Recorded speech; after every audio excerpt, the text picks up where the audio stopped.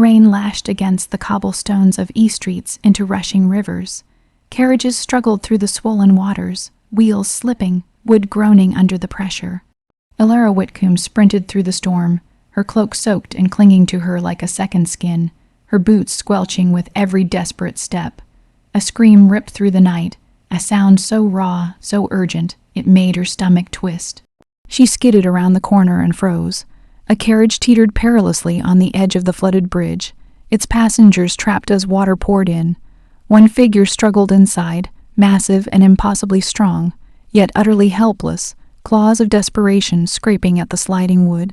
It was him, the Alpha King, Darius Blackthorne, the legendary werewolf ruler no one dared defy, and yet here he was, drowning before her eyes. Elara didn't hesitate.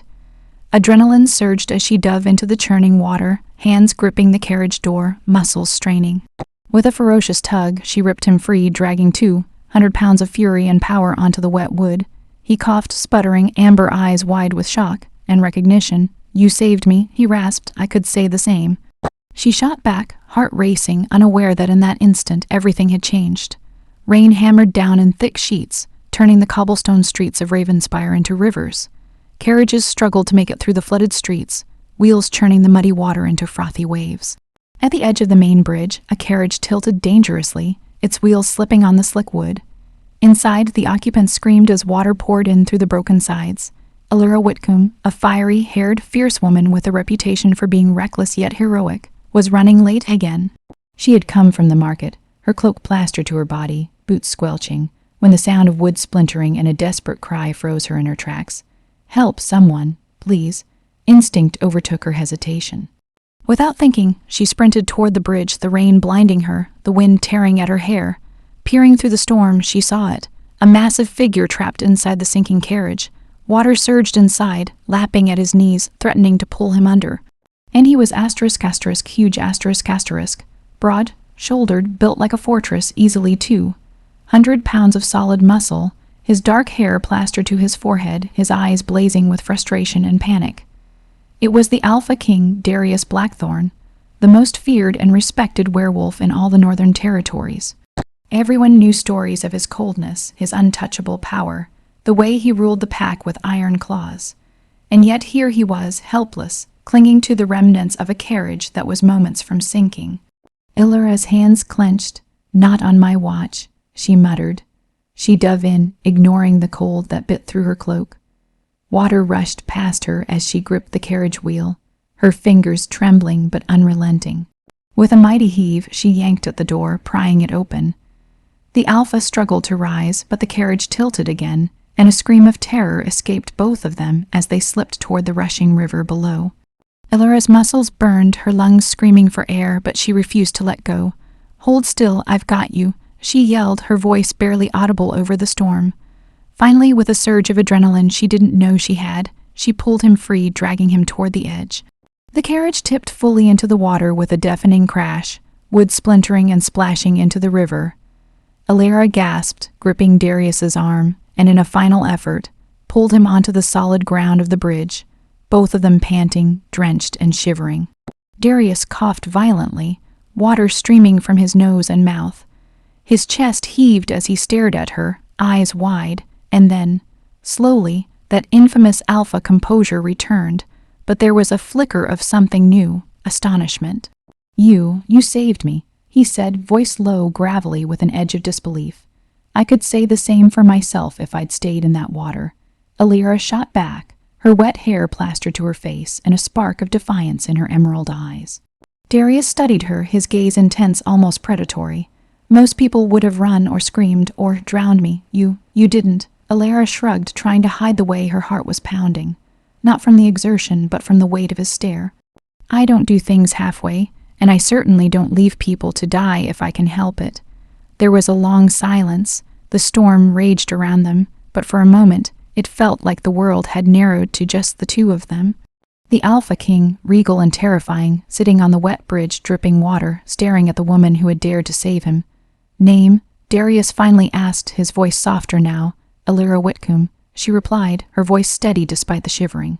"Whitcomb," he mused, tasting the name as if it were a new flavor.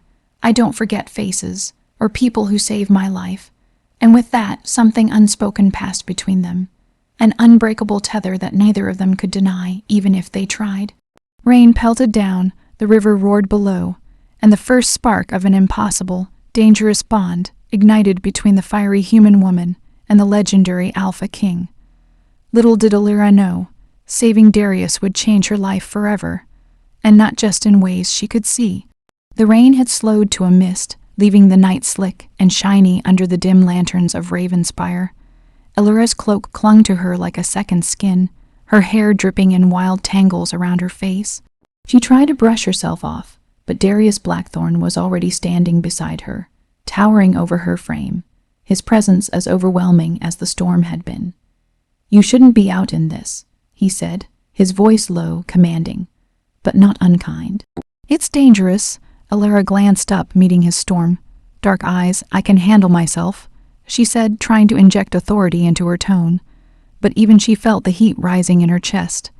Darius studied her, the corner of his mouth quirking in something dangerously close to amusement. "Clearly," he said, "but I won't risk letting the only woman to ever drag me from death walk alone in the rain." Alira opened her mouth to protest, but a shiver ran through her. She was tired, soaked, and, truth be told, intimidated by the raw energy radiating from him. That energy was more than human, more than anything she had ever felt. He gestured for her to follow, and she realized she had no choice but to.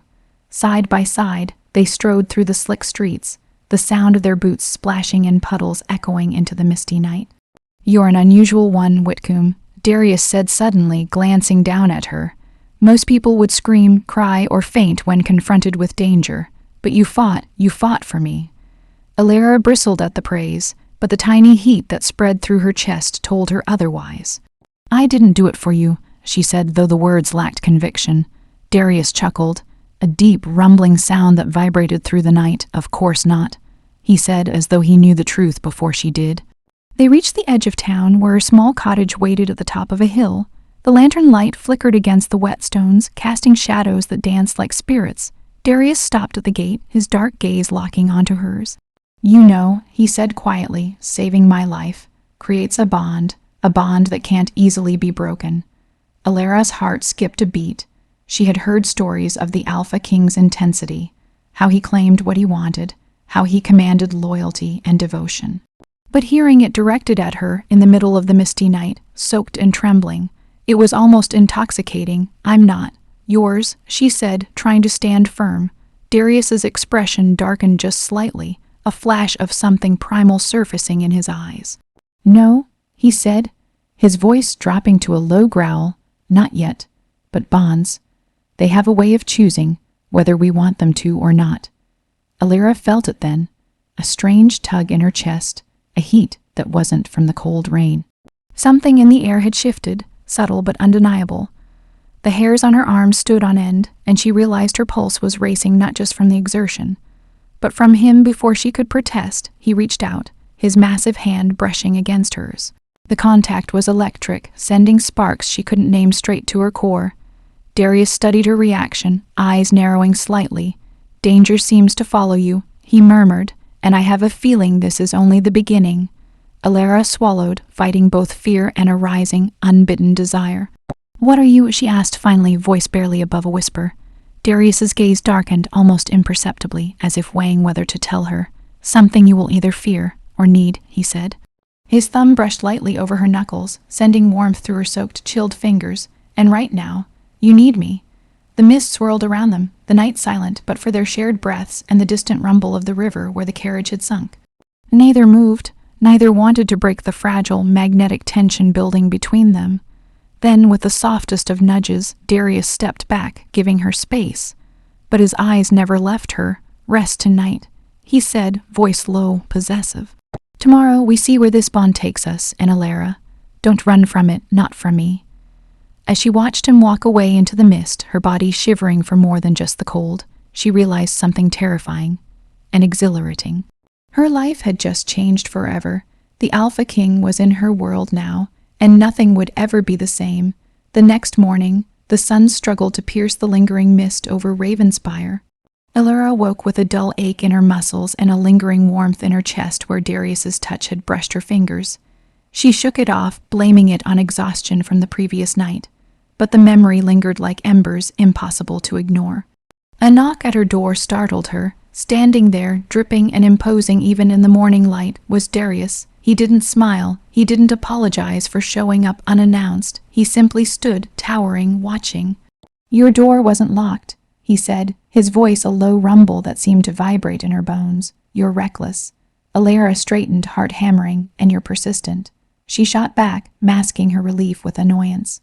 Darius stepped inside before she could protest, shedding his soaked cloak. Even in casual clothes, his presence was suffocating, an alpha aura she could feel pressing against her chest. He moved like a predator, each step deliberate, his gaze constantly on her. "You need to understand something," he said, his voice lowering to a growl that made her pulse stutter. "The bond we share, it isn't casual.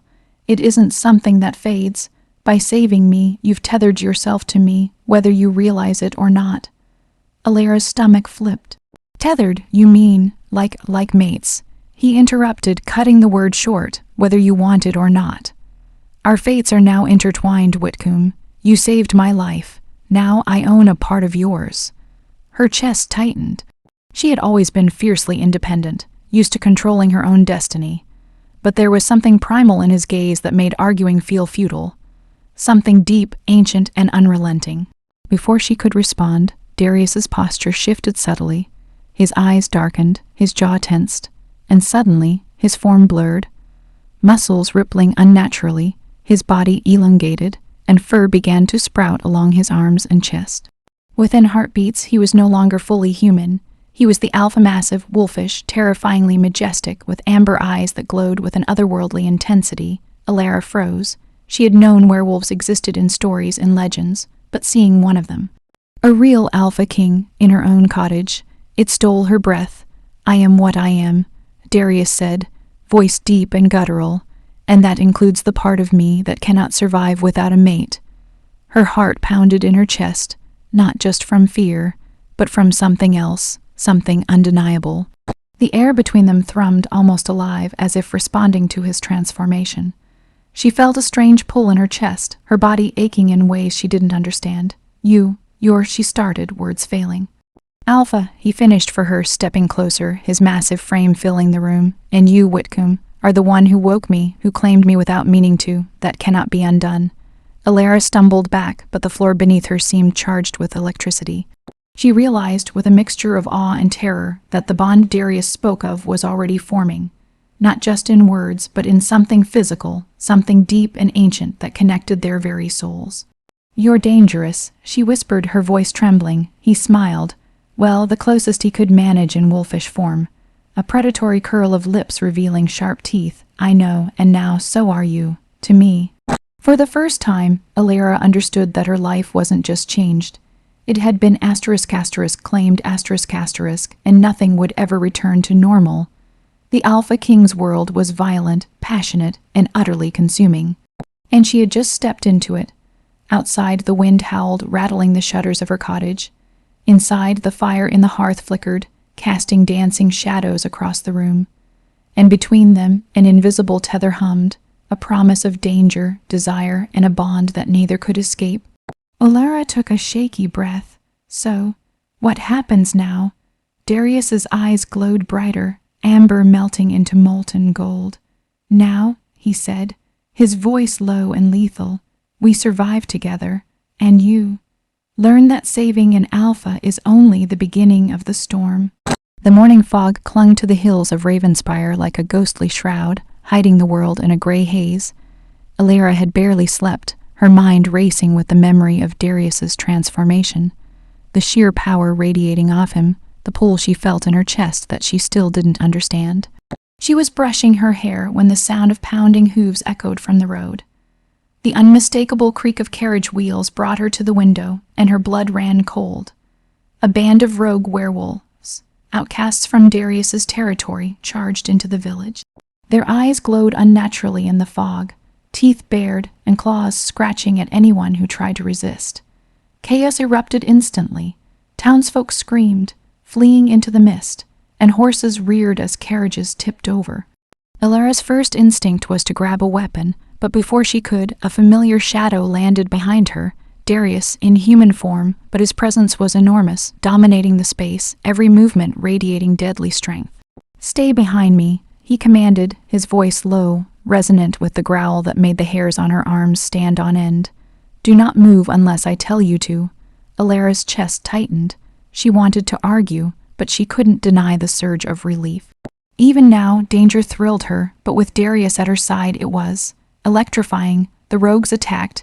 Darius moved like lightning, dodging and striking with a precision that was almost hypnotic. His hands and feet were deadly, but it was his wolfish reflexes and enhanced senses, inhuman speed, that made the difference. One rogue lunged at Alara, teeth snapping, and she froze, until Darius was there, intercepting the strike, pinning the intruder with terrifying ease. "You're safe," he said, his voice softer now, a low rumble only she could hear, even as the battle raged around them. Alara's heart pounded not from fear, but from the proximity of him, the closeness of his body, the heat radiating off him. Her pulse thudded in sync with his, a rhythm she didn't understand yet, but she felt it deep in her bones. When the last rogue fled into the fog, retreating with snarls and wounded pride, Darius turned to her, his chest heaving, eyes blazing amber with a mix of exertion and something else, desire, possession, both rolled into one. "You could have been hurt," he said, his voice dangerously low, each word vibrating in the air between them. "I wasn't," she replied, her voice steadier than she felt. "I'm tougher than I look." He stepped closer, his presence overwhelming.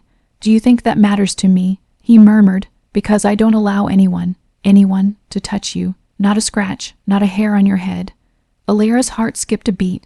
His amber gaze held hers like a predator holding its prey, yet not in a threatening way, in a possessive, intoxicating way that made her knees weak.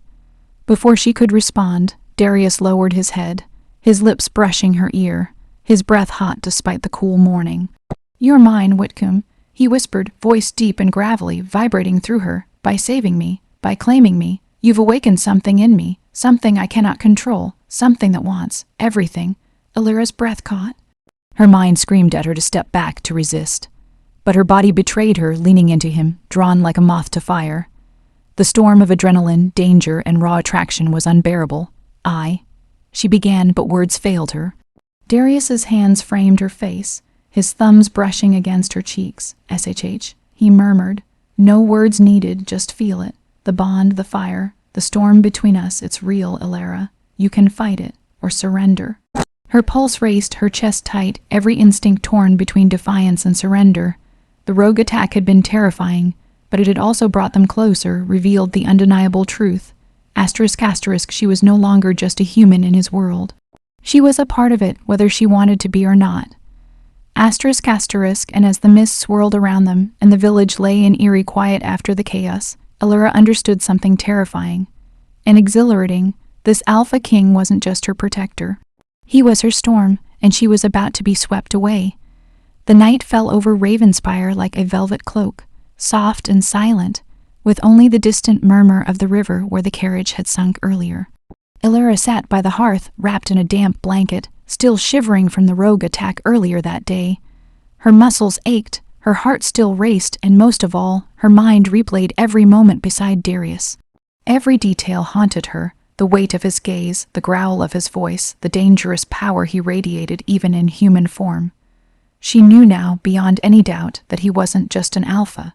He was something primal, something eternal, and she was caught in the pull of it. A shadow fell across the hearth. She looked up. Darius stood in the doorway, wet cloak discarded, the firelight tracing the contours of his massive frame. His amber eyes glimmered with that dangerous mix of desire and command that she had come to recognize as unmistakably his. "Alara," he said, voice low, rumbling, "you should be resting. You've been through enough today." "I'm fine," she said, though the lie sounded thin even to her own ears. He moved closer, each step deliberate, silent, like a predator circling its mate. "No," he said, the single word more of a growl than a statement. "You're exhausted, shaken, and yet, you're still here. You survived today, and I..." His voice trailed, the tension palpable, her pulse quickened. "You, what?" she whispered, barely daring to meet his gaze. Darius's hand brushed hers, fingers grazing over her knuckles in a touch that was light, almost teasing. But it carried a heat that made her stomach coil. "I'm drawn to you," he admitted. "You've awakened something inside me I haven't felt in years. Something dangerous, something that will not be denied." The words, low and guttural, vibrated through her. Illyra's breath caught. The fire crackled, shadows dancing across the walls, and for a moment it was as if time itself held its breath. "Darius," she murmured, reaching for words, but he silenced her with a look. He leaned down slowly, his forehead nearly brushing hers. She could feel his warmth, the sheer magnitude of his presence pressing into her. The bond he had spoken of, the tether between them, throbbed like a living pulse in her chest. She could feel it. She could feel him. "You don't need to fight it," he whispered. "Not tonight. Let it be. Ours." Illyra's hands trembled as they rose to his chest. His heartbeat was strong, steady, and feral, sending shivers through her very core. She realized then that the Alpha King's claim was more than physical. It was spiritual, primal, unbreakable. Darius's lips brushed hers, just a whisper, testing, tasting. It was fire and ice, danger and desire wrapped into a single, consuming sensation. Her body responded instinctively, leaning into him, her hands tangling in his soaked hair, pulling him closer. He deepened the kiss, and the world outside. The fog, the mist, the ruined streets, fell away. All that existed was the heat between them, the pull of the Alpha, the fire ignited by a shared bond that neither could resist. Illyra gasped as his lips traced her jaw, down her neck, every touch leaving a trail of fire across her skin. She had never felt such need, such intensity, and yet a part of her was terrified. This man, this Alpha, could consume her utterly, body, mind, and soul, but the thought didn't repel her, it thrilled her. She wanted it, she wanted him, she wanted the storm. Darius paused, resting his forehead against hers, breathing hard. "You feel it too," he said, almost a statement, almost a question.